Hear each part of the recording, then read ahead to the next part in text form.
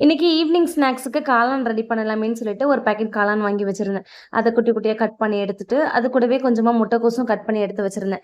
இப்ப நம்ம கட் பண்ண காளான், முட்டைக்கோஸ் எல்லாத்தையும் ஒரு பாத்திரத்துக்கு சேர்த்துட்டு, அது கூட மஞ்சத்தூள், மிளகாய் தூள், 4 டேபிள் ஸ்பூன் கார்ன்ஃப்ளவர் மாவு, 4 டேபிள் ஸ்பூன் மைதா மாவு சேர்த்துட்டு, தேவையான அளவு உப்பு சேர்த்து, கொஞ்சம் கொஞ்சமா தண்ணி தெளிச்சு விட்டு, நல்லா திக்கா பெசஞ்சு எடுத்து வச்சுக்கோங்க.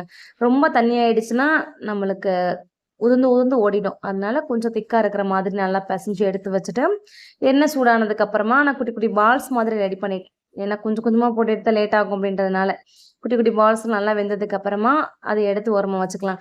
இப்போ ஒரு கடாயில கொஞ்சமா எண்ணெய் விட்டு கட் பண்ண வெங்காயம், கருவேப்பிலை, இஞ்சி பூண்டு பேஸ்ட் சேர்த்து நல்லா வதக்கி விட்டுட்டு, அது கூடவே 2 spoon soya sauce, 2 spoon tomato ketchup சேர்த்துட்டு, சிக்கன் மசாலா 1 ஸ்பூன், காரத்துக்கு ஏத்த மாரி மிளகாய் தூள் சேர்த்துட்டு நல்லா மிக்ஸ் பண்ணி விட்டுக்கோங்க. தேவையான அளவு உப்பு சேர்த்து நல்லா மிக்ஸ் பண்ணி விட்டுட்டு, 1 கப் தண்ணி சேர்த்துருக்கேன். அது நல்லா கொதிச்சதுக்கு அப்புறமா, நம்ம ஃப்ரை பண்ணி எடுத்து வச்சிருந்த காளானையும் அது கூடவே சேர்த்து நல்லா கொத்தி விட்டு, மிக்ஸ் பண்ணி விட்டு கொத்தமல்லி தூவி இறக்குனோம்னா, சூப்பரான காளான் ரெடி ஆயிடும். செம்ம டேஸ்ட்டா இருக்கும். அது கூடவே கட் பண்ண வெங்காயம், கேரட், கொஞ்சமா மிச்சர் தூவி எடுத்தோம்னா, சூப்பரான காளான் ரெடி. என்கிட்ட இன்னைக்கு மிச்சர் இல்ல. நீங்க ட்ரை பண்ணி பார்த்துட்டு மறக்காம கமெண்ட்ல சொல்லுங்க. பிடிச்சிருந்தா லைக் பண்ணுங்க.